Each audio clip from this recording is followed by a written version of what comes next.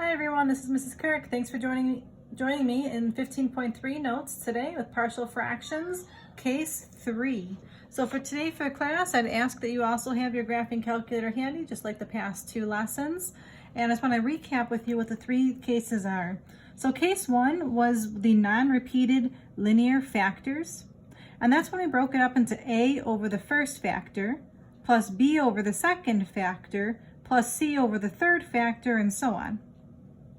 Yesterday's case, case 2, was when you had repeated linear factors. So you broke it up into A over x plus the first factor, plus B over the x plus the second factor, and then plus C over the factor that was squared, and plus so on if there was more answers, more in the denominator. Today's case is the non-repeated quadratic factors. So it's a little bit different now. We've got quadratic factors. So everything that we've been dealing with so far, the denominators were all linear. Now we're going to have a denominator that's going to have a quadratic. So the steps essentially are all the same as the past 2 days of notes, so it's a lot of repetition. So that's the nice thing about these partial fractions. So let's take a look at this and see what we can discover. Do you remember what the first step was on how to find the partial fraction? That's right, you want to factor your denominator. So I'm going to work on factoring this denominator. If you remember from earlier in the school year, if you got x cubed minus 1, what kind of factoring was this? This is a SOAP kind of factoring, if that gives you any clue.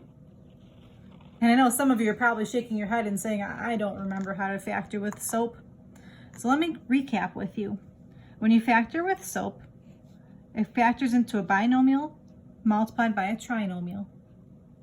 You take the cube root of the first term, so that's just x, and then you take the cube root of the next term, and that's a 1. Then you square the first term in your parentheses, that's x squared. You multiply the two terms together that are inside your parentheses, that's a 1x. And then you square the last term, and that's a 1. So again, it's the cube root, square, multiply, square. Now, what does SOAP stand for? SOAP stands for the signs. S is the same as the original, so it's negative to start. O means opposite, so it's a plus. And the AP stands for always positive. Were you able to factor that nicely? Awesome job.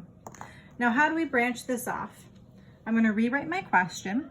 It's going to be 3x minus 5 over this new denominator.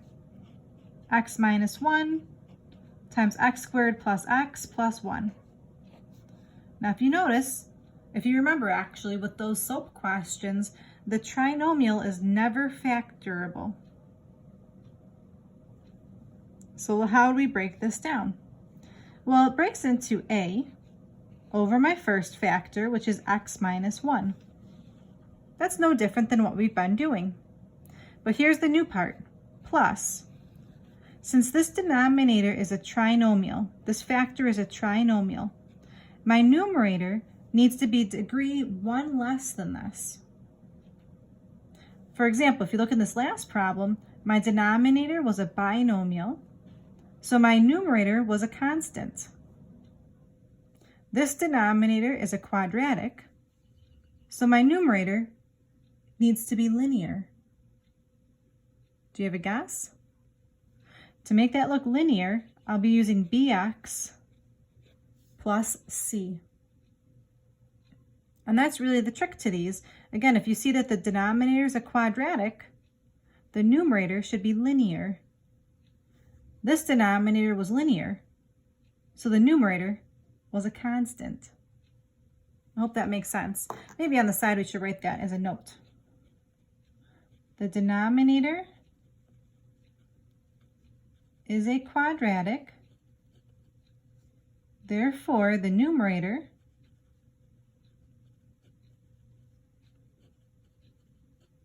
should be linear.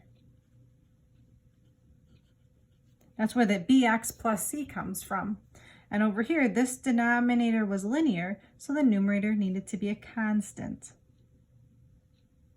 All the rest of the work is the same as what you've been doing for the past 2 days. You're going to multiply both sides by the least common denominator, the LCD. So multiply by the LCD. And I just wrote LCD because I'm a little bit lazy here. So this just becomes 3x minus 5 is equal to. So if I look at this first denominator, I just figure out what is this denominator missing. This denominator is missing that trinomial. So this is going to be a times x squared plus x plus 1. Now what's the second denominator missing?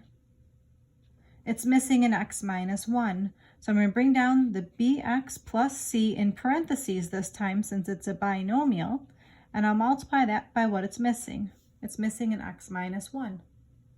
So again, we have to practice our exemplary algebra skills. This is all about your algebra. The right-hand side, you've got some distributing and some foiling going on. Let's see what you think. If I distribute the a, I have ax squared plus ax plus a. On these two binomials, you're going to have to FOIL them together. So I get bx squared minus bx plus cx minus c. On the right-hand side, I'm going to go ahead and match the like terms here. I've got ax squared and a bx squared. So let's see, if I factor out the x squared, I've got a plus b remaining. Now for the x terms, I've got an ax, a negative bx, and a positive cx. So plus x times a minus b plus c. And then I add on my constant of 1 and just put the remaining pieces.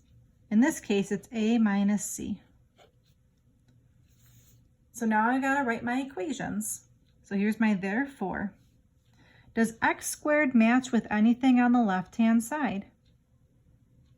No, it does not. There are 0 x squares on the left-hand side. So my first equation is a plus b is equal to 0. How about the x term? On the left-hand side, it's equal to a 3. So I've got a minus b plus c is equal to 3. And lastly, I've got this constant of a minus c, and it's equal to this constant of negative 5. So again, if you've been practicing your homework and following along with your notes, this should be very familiar to you. I'm going to make a matrix next. We've got 1, 1, 0, 0, 1, negative 1, 1, and 3, 1, 0, negative 1, and negative 5. I'm going to use my RREF option, and this would be a great time to pause the video and see if you could type it in and get your reduced row echelon form. Go ahead, grab your calculators and let's try this out. I went to second matrix. I'm going to go to edit, and I already typed in my matrix as you can see. So I'm going to quit out of here, and I'm going to push second enter because I just recently did reduce row echelon form, matrix A, and I put the fraction here because it's probably going to be a fraction. And I push enter, and here I got some nice fractions. So I'm going to copy that down.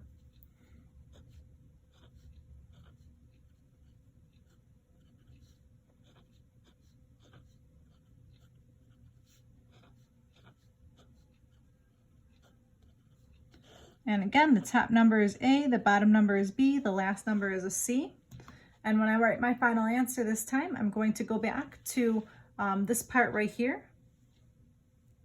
And I'm going to write my answer using this. Okay, so I'm going to slide my paper up so I can see this. So let's see, I've got A, which is negative 2/3, over my first denominator of x minus 1. Plus b, which is 2/3, x, plus c, it says, so 13/3, and that's over my second denominator.